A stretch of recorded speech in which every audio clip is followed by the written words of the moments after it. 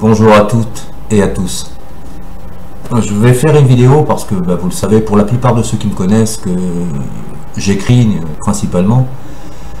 Et malheureusement, et je comprends, tout le monde n'aime pas forcément lire, n'a pas forcément le temps, et que c'est plus facile, principalement avec un téléphone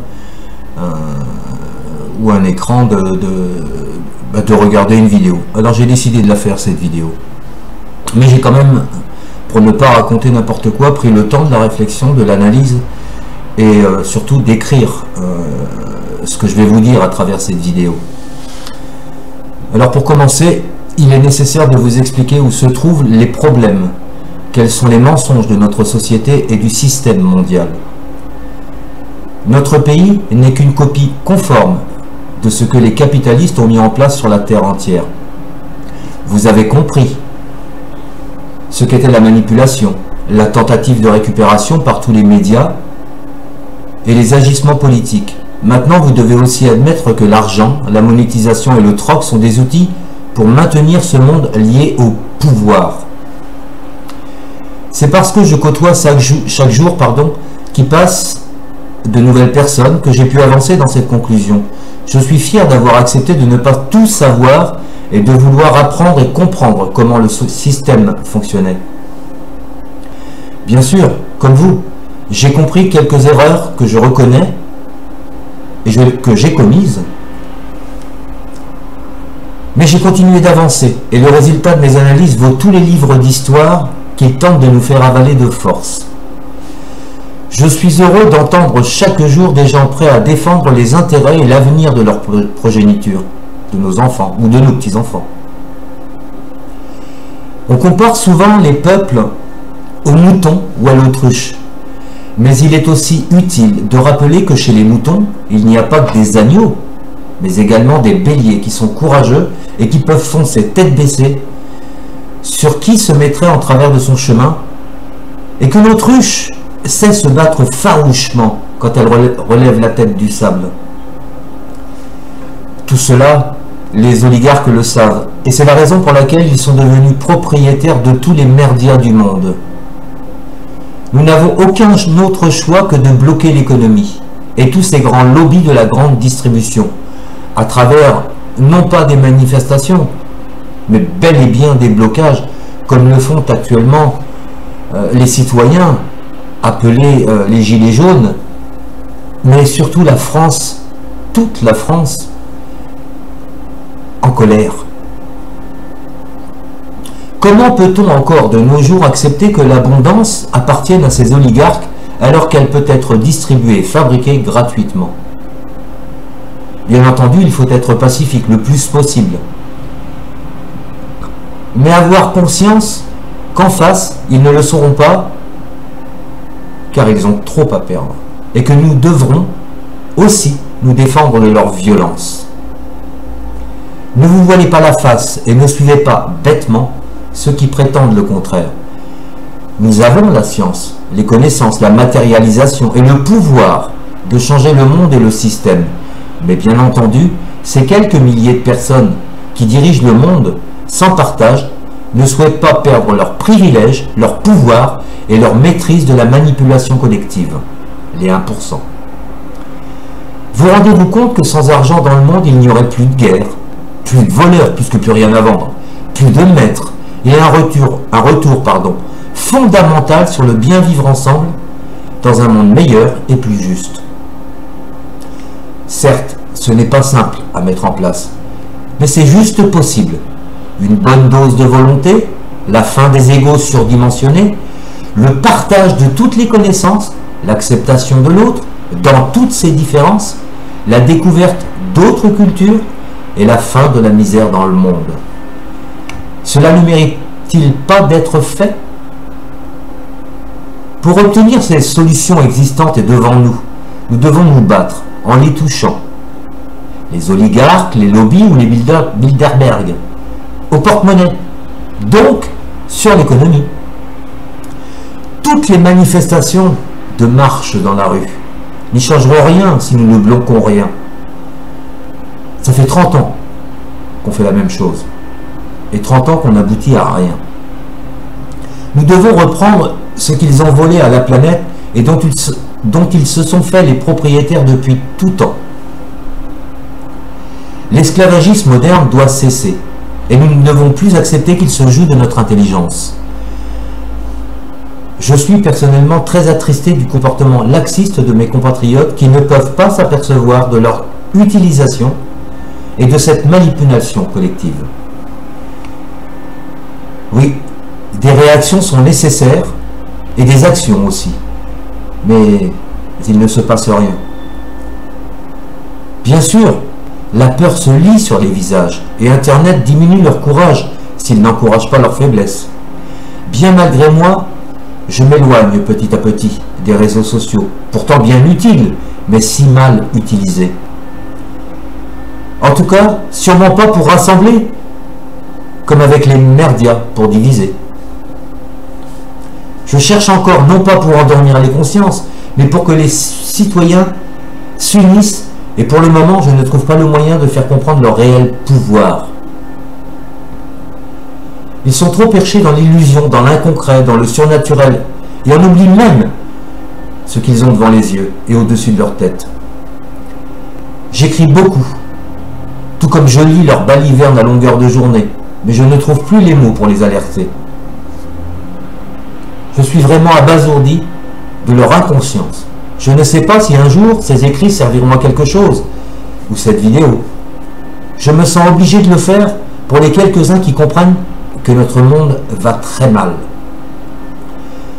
Je ne suis pas là pour faire pleurer dans les chaumières, mais je ne suis pas là non plus pour faire comme si tout allait bien autour de moi.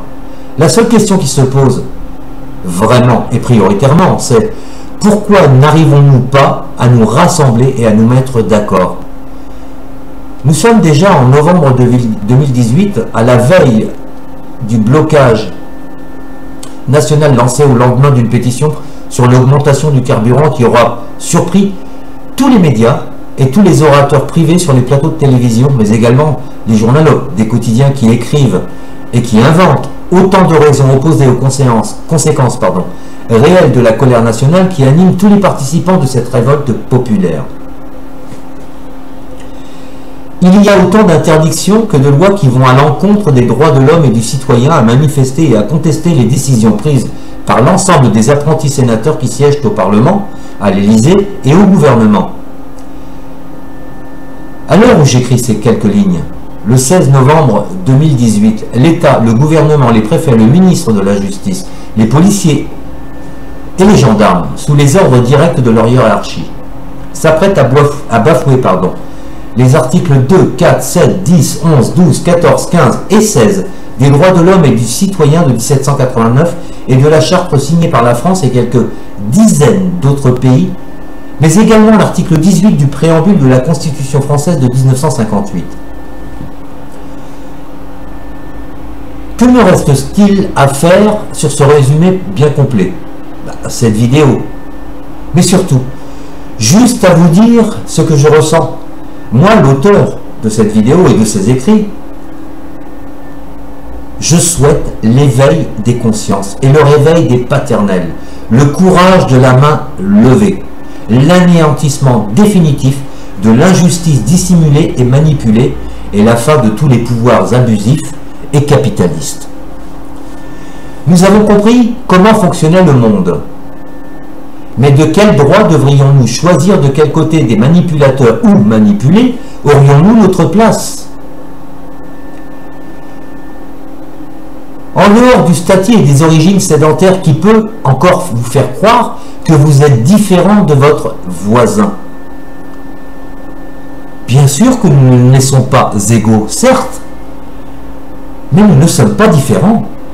Seule notre éducation et le milieu dans lequel nous serons élevés fera la différence.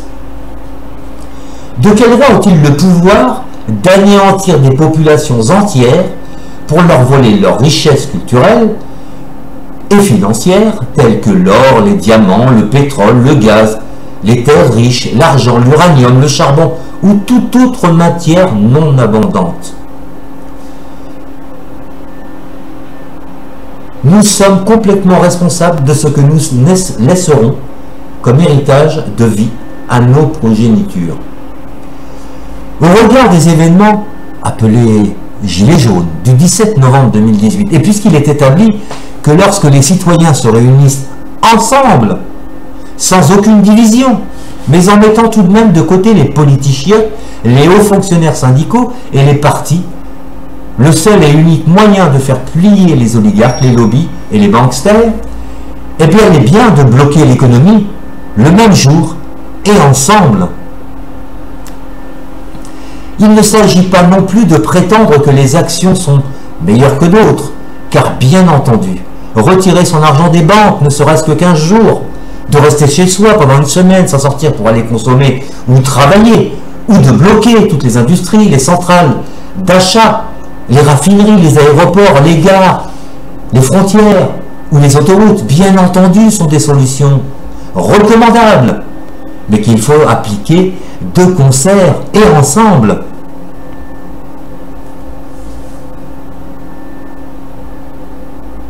Depuis le 17 novembre 2018, les médias, les politiques et les syndicats qui ont totalement été écartés de ce mouvement appelé citoyens des Gilets jaunes et qui ne savent absolument pas comment le gérer, tentent pour les uns de le récupérer et pour les autres de le discréditer. Une fois encore, comme à chaque fois, ils inventent des citoyens ou ils les invitent à se rendre à un seul endroit où les attendront, bien évidemment, les forces de l'ordre en nombre suffisant. L'État n'étant pas en mesure de déployer ses forces de l'ordre sur tout le territoire depuis le non-renouvellement des fonctionnaires entamés depuis plus de 15 ans. L'État, disais-je, n'a pas d'autre choix que de tout faire pour minimiser leur nombre en les divisant et en les rassemblant sur une même ville, Paris par exemple, pour mieux les contrôler et, le cas échéant, les matraquer, les gazer et les arrêter. Les médias et les partis politiques, bien que ce mouvement soit totalement d'initiative populaire et citoyenne, trouvent, inventent ou nous imposent des porte-paroles pour obliger ce mouvement à stopper ces blocages, sous le prétexte de ne pas ennuyer les citoyens, alors que c'est bel et bien l'impact économique qui les dérange, et ils incitent ce mouvement à se déplacer en marche docile dans la rue, sur Paris, où toutes les forces de l'ordre vont être déployées et vont procéder à de nombreuses arrestations.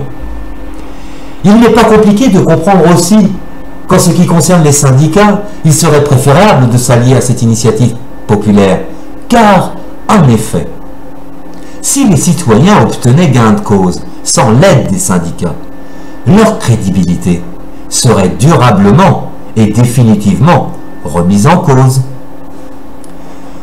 Ce n'est évidemment pas acceptable pour tous ces hauts syndicalistes et ces politichiotes qui les accompagnent au quotidien.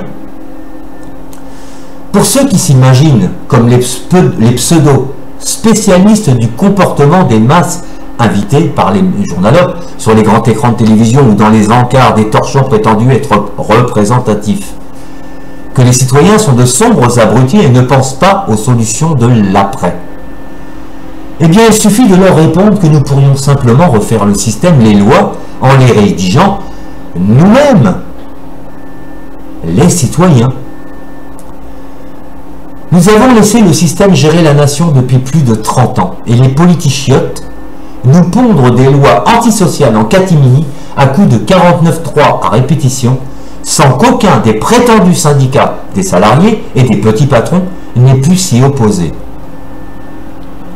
Nous savons qu'il faut changer radicalement le système, progressivement, mais qu'il faut avant tout faire blocage au gouvernement, au Sénat, aux partis politiques, aux organisations syndicales et les dissoudre sans plus attendre. Pour obtenir gain de cause, il n'y a pas le moindre doute. Les blocages restent et demeurent les seules solutions pour les simples citoyens lambda afin de pouvoir se faire entendre. Nous avons toutes les institutions en place pour gérer le pays sans avoir nécessairement besoin de ces hauts fonctionnaires trop bien rémunérés qui ruinent notre État et le dilapident. Tout le monde a qu'à 95% s'accordent à dire que notre pays des droits de l'homme et du citoyen est en démocratie. Alors il serait grand temps que ce soit bel et bien le cas et que les citoyens prennent leurs décisions démocratiquement. Chaque proposition de loi devant être présentée au vote du peuple qui validerait ou non le Sénat et le gouvernement restant totalement inutiles, n'étant plus en mesure d'entendre ses propres citoyens, leur dissolution demeurait une évidence et une économie monumentale et indispensable sur les recettes astronomiques des caisses de l'État remplies par les deniers des citoyens. Nous comprenons également très facilement les raisons pour lesquelles le syndicat des transports routiers intimide et intime le gouvernement et les chauffeurs routiers à ne pas manifester, à ne pas bloquer. C'est simplement parce qu'ils représentent toutes les grandes entreprises de transport majoritairement étrangères qui ont signé des accords avec la grande distribution et qui menacent nos politichiotes de quitter notre territoire. J'oserais leur répondre, mais qu'ils le fassent définitivement pour redonner du travail correct aux petits transporteurs du pays, obligeant ainsi la grande distribution à respecter les chauffeurs routiers et à embaucher plus de caristes et de personnel de quai. Ben oui, c'est pas aux chauffeurs de faire le travail du personnel de quai. Tout doit être remis en cause tel que le permis à point, les taxes en tout genre sur le tabac, l'alcool, l'essence, les biens, les routes, le carburant, la revalorisation des salaires et des retraites sur l'indice du coût de la vie réelle, le RSI, l'ISF et toutes les aberrations du système en place. En démocratie, ce n'est pas à un seul homme et à un seul parti politique, à un seul syndicat, à un Sénat ou à un gouvernement de prendre seul les décisions sur l'avenir de 62 millions de citoyens, mais à la majorité de ces mêmes citoyens de choisir le cap qu'ils veulent donner à leur pays à travers des référendums et des suffrages nationaux qui seraient obligatoirement, en démocratie, respectés et appliqués. N'est-il pas temps alors de vous relever et de réagir correctement? Oui, je vous le demande et ce seront mes derniers mots sur cette vidéo. Bonne réflexion à tous. Merci de m'avoir écouté et de votre patience.